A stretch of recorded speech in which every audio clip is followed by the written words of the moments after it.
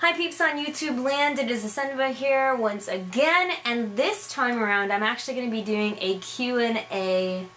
I think this is like video 3. I say like video 3 because I have other ones that are titled like Q&A, but I don't know, I'm just going to call this video 3. I don't know how many I've done, so it's all good. One of my questions, actually a lot of my questions come from DeviantArt, which is pretty interesting because I'm on different medias on the internet and whatnot, and the questions that I got were all on DeviantArt. So the first one comes from Terrace Bad, and they wrote, "Hey Asenva, I have a question for you. What do you do for a doll who has weird measurements? For instance, a doll that is 53 centimeters, 50 centimeters, or 73 centimeters, for which they have few choices of clothes for. Would you look for someone to custom fit clothes for your doll? Should you learn how to sew and make your own? Or go a size or two under or over and hope for the best? Thank you, and I would appreciate your advice." So, as far as the 50 centimeter range goes, I can kind of fill you in on my girl here, which is Sophie. She is a 50 centimeter Obitsu. And just like you've brought up, it is a weird size because they really don't make like an official like 50 centimeter range like in a lot of different stores. I'm pretty sure you can probably find some people that, you know, limit it towards the 50 centimeter. But a lot of them are usually, it's just like USD, MSD, and SD size clothing. And those typically range in centimeters, and usually it's not really like 50 centimeters. I guess it would be option C that you mentioned about kind of going a size over or under and kind of hoping for the best. That's what I did because I can't sew to save my life as far as sewing for dolls go, and I just never really got around to asking somebody to make clothing for me. So I went with option C that you had mentioned, and I took a chance and I ordered some MSD clothing for her, and oddly enough, everything fit pretty well. The top that she's wearing, it's not too tight at all. It fits her nicely. It wasn't weird to get on her or anything like that. It looks like it was made just for her. The weird thing that I will tell you though is that the skirt is really, really, really, really, really small on her, and that's because the waist, she's got huge like hips, and then to try to fit this skirt over them was difficult. I think I actually even popped like maybe 1 or 2 seams to kind of shove it up her like legs and whatnot, but it does fit. It's just kind of a little bit high-waisted and a little short. But it's fine. I actually kind of like this length. It's kind of cute. I really, really do like it. So I mean, I kind of took that option of kind of guessing and seeing if maybe a size bigger would fit. Now, when that comes to like the bigger dolls, you're looking at like the 73 centimeter dolls, I would really suggest like looking at it and comparing measurements and seeing what kind of clothing there is out there for them. So I just kind of did like a really quick research, and I just hopped on to see some of the different doll companies and what their biggest size of clothing that they sell, and it looks like a lot of them are kind of like 68 to 73 centimeters. So you would really honestly have to see what other people say. If it's for a particular doll, maybe you can see what other owners have done as far as what they've chosen to buy to put onto their dolls that are huge, and trying to find clothing for it. But I mean, like I said, just looking around right now, I mean, there's some companies here that I'm looking up that have clothing that are in the 68 to 73 centimeter range. I don't know if that means it fits the 73 centimeter dolls perfectly. Unfortunately, I don't have any huge dolls like that to kind of tell you, you know, firsthand and whatnot. But I think the best thing to do is kind of, first, if you can, find somebody that owns that doll and see what they say. And if you can't find anybody that, you know, previously owned that doll and, you know, ask them about it or whatever, you can't find anybody, then I guess it would be kind of, you know, your call to kind of guess and check to see if a, you know, certain particular clothing will fit it or not, and kind of just hope for the best, unless you really do want to commission people, which there are a lot of people out there that do remarkable work and wonderful, you know, stuff with the sewing machine and all that jazz, so you could possibly commission somebody. So I kind of hope that helped you out. Just hang in there, Tara's bad. Next question comes from Lady Sutcliffe, and they asked several questions and said, "Hey there, Miss Asenva. I have some few random and all over the place questions for you, if that's okay." And so her first question is, how do you feel about single jointed dolls? I ask this because I would like to buy a BJD Apollo! And I hear he is a single jointed doll, so I'm a little weary. So, the cool thing about BJD / Resin Soul is that because they're sister companies, you could possibly ask them to do a special order for you. If not, you could possibly ask the Junkie Spot to do a special order for you. Junkie Spot. You can ask them to do a special order for you, and you can order the gang body with it. But you, like I said, you have to ask if they can do that for you. I don't know, you know, what their shipping current thing may be right now, because I know Junkie Spot orders in bulk, so you'd have to kind of ask and see about that. I really honestly can't speak for them and say yes. But that's definitely one option that you can do. But as far as my opinion goes on single jointed bodies, I actually do own a doll that has a single jointed body. So the doll that I currently own that is a single jointed body doll is my fantasy doll Kemi, and she is single jointed, meaning, for those of you who may not know, she doesn't have any other extra floating pieces like in her elbow area or down at her knees, meaning she doesn't have that extra piece inside of her elbow or knee that helps her bend and do a more intricate pose, quote unquote, touch her face and whatnot. So it's kind of gonna boil down to what you want.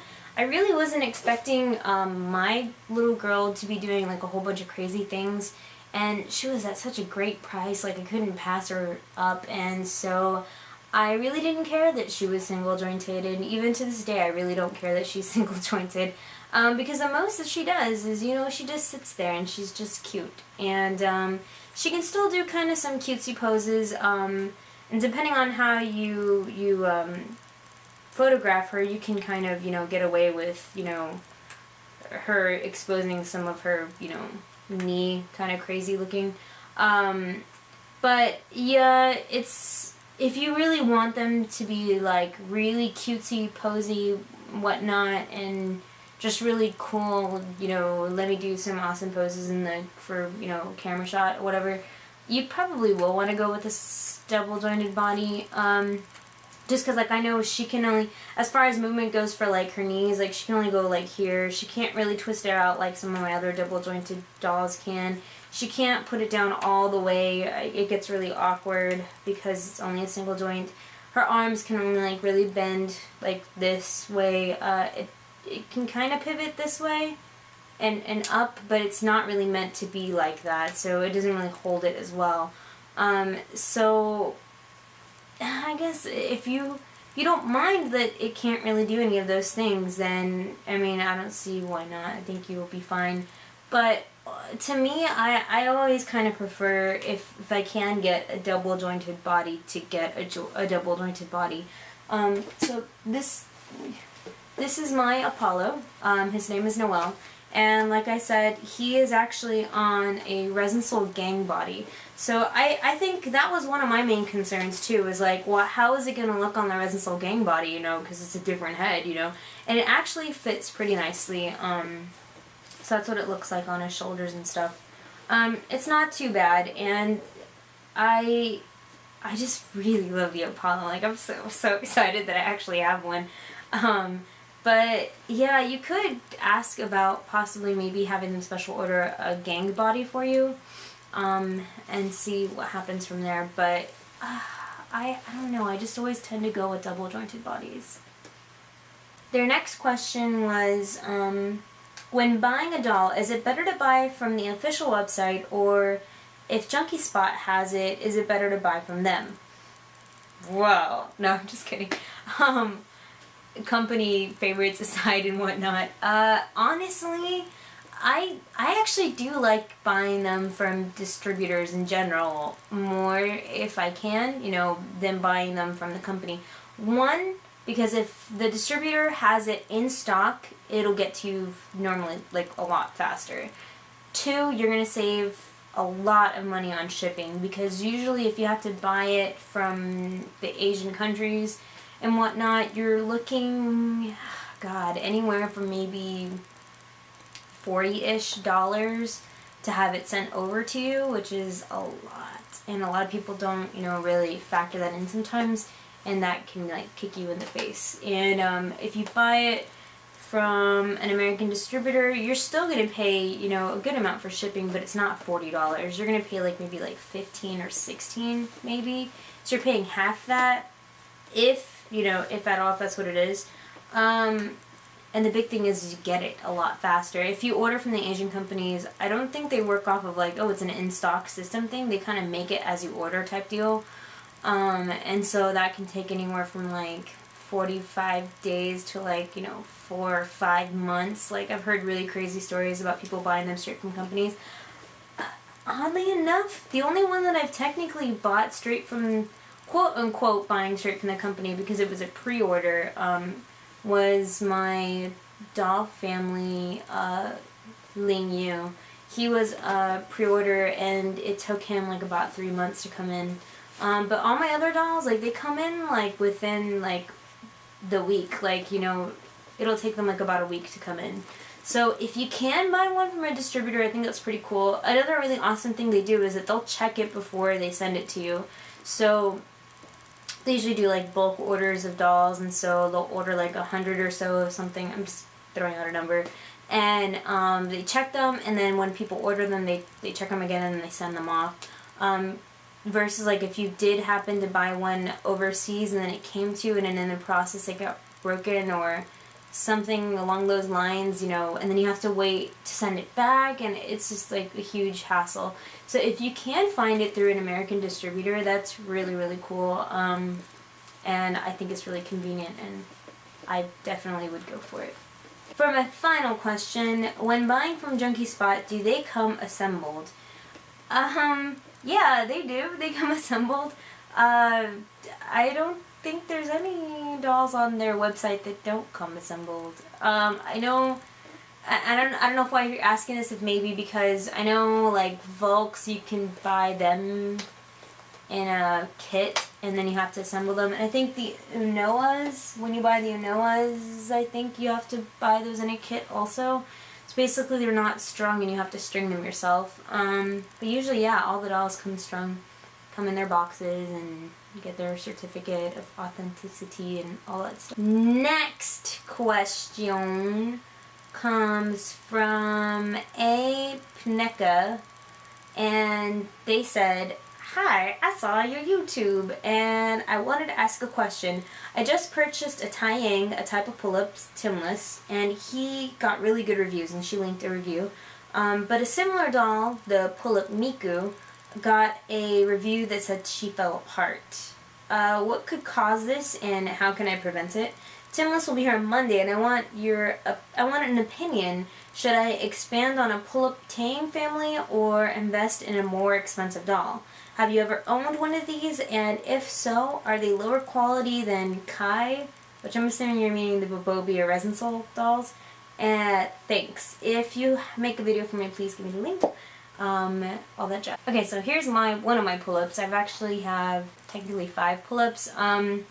And my thoughts on pull-ups in general are that they're beautiful dolls. They come with wonderfully crafted accessories and clothing, but I don't think they're really meant to be quote-unquote played with like BJDs, like these BJDs. The reason I say that is if you heard from that review for the Miku that she fell apart,